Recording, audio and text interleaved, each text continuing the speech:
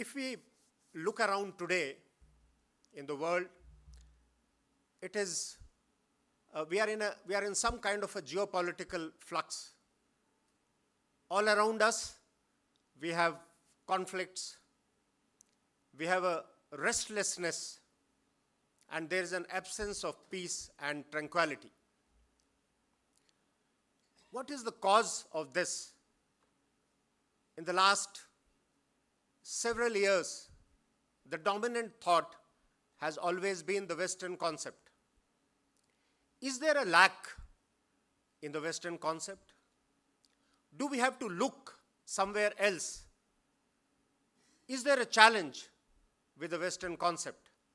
I think that possibly leads us to that it may be the right time for us in India to reconnect to our ancient wisdom, to our civilization, our own values, principles, and our ethics. And it is all very well encapsulated. And if I have to say, Vasudhaiva Kutumbakam, the world is our oyster. There are a number of shlokas, and the dominant thought process in the Indian civilization is primarily cooperation and collaboration. So when India rises, it will not be at the cost of any other nation. When India rises, I think the neighbors would also rise, the other countries would also rise. Whereas the dominant thought process of the Western civilization is primarily competition and profit. So it is something like competition and profit. And on one side here, we have the cooperation and collaboration. I think it's time that we value the heritage that we have been bestowed upon.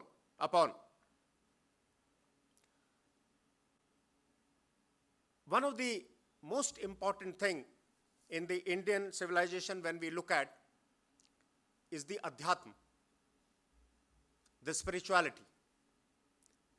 And some of you in the gathering might be a little surprised as to what is it that the spirituality has to offer as far as the national strategy is concerned.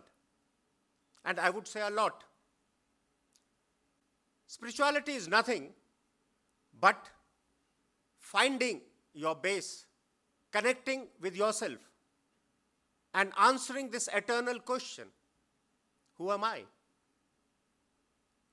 Unless and until we as an individual, as a person, do not touch base with our consciousness and are not at peace with ourselves, the family would not be at peace. The society would not be at peace. The nation would not be at peace. And the world would not be at peace. If the transformation has to happen, and if peace and tranquility has to prevail, I think then the transformation has to be absolutely personal. And it has to start from our own individual being. That's where we got to start. And that's where the spirituality comes into being. There is also a set of people who say that spirituality is pacifist. It talks of love, kindness, compassion. One of the most profound treatises in the book, as far as our thought process is concerned, is Srimad Bhagavad Gita. Where was it delivered? On a battlefield. To whom was it delivered? To the commander-in-chief. And why was it delivered? Because he lost faith in the cause. And through the 700 verses, through the celestial song, Srimad Bhagavad Gita, Lord Krishna himself reinstated the faith in the cause and finally asked Arjun to pick up his Gandiv and fight. I think there is no better example than this to drive home this point that spirituality encompasses everything and not just pacifism or the love or the compassion. For the protection of dharma, if you have to fight, then so be it. So you fight, but you fight for protecting the dharma, the model code of conduct, and the righteousness. Now, what is this model code of conduct? A lot of people confuse dharma with organized religion. And I would like to make an absolute strong distinction between the two. While the religions have definitely emanated from spirituality, but Adhyatma is the core, it is the foundation from which all religions emanate. And if I have to quote just one verse from Manusmriti, which encapsulates what is dharma, he says it's a set of personal attributes, 10 of them. Dhriti shama damostayam, shaucham indre nigrah, dhir vidya, satyam akrodho, dashkam dharma lakshana. You abide by dharma when you abide by these 10 attributes. Dhriti is dharya, shama is forgiveness, dam, restraint, astayam is non-theft. But it is not just mere non-theft. Sanskrit is a beautiful language. And sometimes there are no parallel word or no parallel meaning of a Sanskrit word. Astayam is one such word which doesn't have a parallel meaning in any other language. Because it is not just non-theft, it is minimalism. It is not using much more resources than what are essentially required. So if I can satiate my hunger with 4 rotis, but the food is damn good, and I take 10, then it is astayam, it is theft. I have eaten 6 more than what is possible, than what was required. Indra nigrah, restraint of your senses. Dhi is buddhi. The mind is chanchal. They call it monkey mind. In a 24-hour cycle, a person thinks from 17,000 to 70,000 thoughts. If we can just still this mind, then we'll be able to find that peace and tranquility and that source and that consciousness within us. So Dhi is a man or the manas which has been restrained by Vivek, the discrimination, the power of discrimination. What is right and what is wrong, what has to be discarded and what has to be imbibed. That is Dhi, Vidya, knowledge. Satyam, truth. Akrodh, non-anger. These are the 10 attributes. If your behavior is in accordance with these 10 attributes, then you are working in accordance with the dharma. That is how dharma has been encapsulated in Manusmriti. To take the point a little further, what is it that you need to touch base with your consciousness? Just a few attributes. Mindfulness. Mindfulness is the most important attribute. Like I said, if your mind is constantly thinking 17 to 70,000 thoughts, then your power, your capacity gets frittered in these 17 to 70,000 thoughts. If you can just still the mind, that power which emanates from you would be absolutely remarkable. Your capacity to focus and your capacity to remember and your capacity to take decisions would be absolutely great. And why I'm talking about all this is that today we have leaders who may be intellectually oriented, who may be powerful, who may be well versed in the statecraft, but if they do not understand who am I, then they cannot rise beyond the biases and beyond the conditioning. All of us are conditioned. All of us have our own personal biases, primarily because of the conditioning that starts right after 5 years. A child, once it is born till 5 years, is absolutely egoless. The ego starts developing at the age of 5 years. The parents are the first one to condition the child. This is good, this is bad, this is black, this is white. Then the friends, then the society, then the school, and various other things. Ultimately, we are all conditioned. So all the leaders today are taking decisions from that conditioned viewpoint, with the biases that creep in.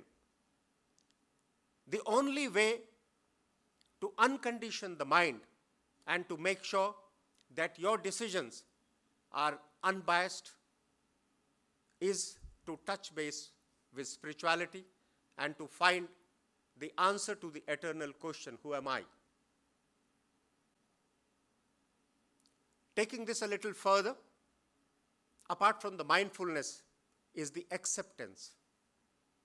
Acceptance is extremely important. Acceptance of what's happening around, what's happening in the world. Unless and until you accept, and I'm not saying for a moment that we become inert and do not take any action. But the first thing is to accept, because if you're not accepting what is actually happening, then you're resisting.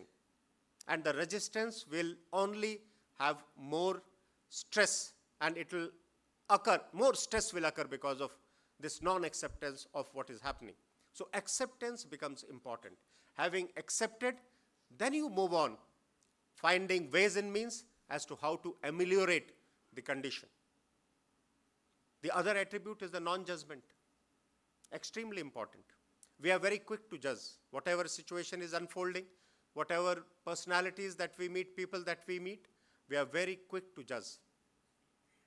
It's extremely important for us not to judge, because we have no idea at all as to what the other person is thinking and what he has gone through.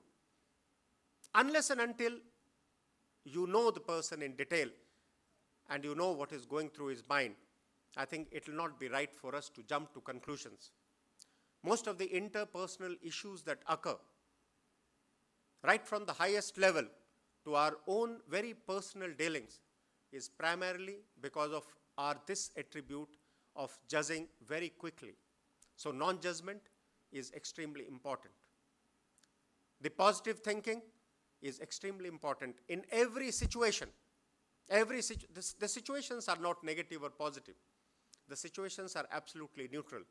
They come to us primarily as a challenge to which we must rise, a challenge that is going to shape us, a challenge that is going to make us a better person, a better human being. So every situation has to be seen as neutral and to be accepted as a challenge and as a positive attribute. So the positive thinking becomes extremely important. And before I sign off, our ancient wisdom is so profound that just to say that even in our prayers, the normal prayers, I'm from Gurkhas, and in Gurkhas, the Navratra is a very major festival. And in Navratra, we recite the Durga Shapshati. In Durga Shapshati, there is a beautiful mantra, Navaran mantra. And that Navaran mantra is Om, Eng, Ring, Kling, Chamundai Viche. I don't know how many of us understand the import and the profound meaning of this verse. Just by the profound meaning of this verse, we will understand the profoundness of our ancient Indian civilization. And it goes, Hey Brahma Murti, हे ब्रह्म रूपिणी, हे महाशक्ति, मुझे ब्रह्म में स्थापित कर, गतिमति, निर्मलता, शांति और प्रचुरता प्रदान कर। हे क्षमा मूर्ति, मुझे मर्यादा में रख, शीलवान, विनम्र और विजयी बना, दुख, रोग, भय और संकटों से मेरी रक्षा कर। हे आनंदमयी माँ, मुझे मधुरता, प्रेम, प्रसन्नता, उत्साह, भावना, सिद्धि, संपन्नता, तुष्टि और पूर्णता प्रदान कर। परम पराक्रम वाली अजय रौद्रूपिणी चंडी के प्रसन्न हो जाओ. If just this attribute is granted to us, there would be a transformation at a personal level. There would be a transformation at the societal level. There would be a transformation at the national level. And the world would be a better place. There is a wonderful shlok in one of the Vedas which says, Om Purnamadah Purnamidam Purnat Purnam Udachyate Purnasya Purnamadaya Purnamevavashishyate, which actually talks about completeness, wholeness, which implies that when a completeness merges with a completeness, what comes out is completeness. And when a completeness is taken out from completeness, what remains is again completeness.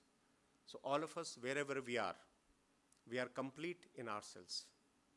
And the beauty only lies in cooperation and collaboration, because by doing that, you are not giving away your completeness. Because when a completeness merges with completeness, what comes out is only completeness. So I think let's usher in an era of completeness, of Purnata. And one of the icons of this Purnata is Maryada Purushottam Ram. If we go back into our civilizational metrics, I think one of the person who embodies the complete values, the principles, the ethos, and our civilizational wisdom is Maryada Purushottam Ram. Because he is the one who gave away everything, gave away his throne for 14 years. And also, for him, it was always the populace first and the nation first. Rashtra Sarvopari. I think it is time for each one of us to invoke that Ram within. And the moment we invoke the Ram within, the things would definitely fall in place. With those thoughts, thank you very much for very patiently listening to me. Thank you. Take care. God bless. Jai Hind.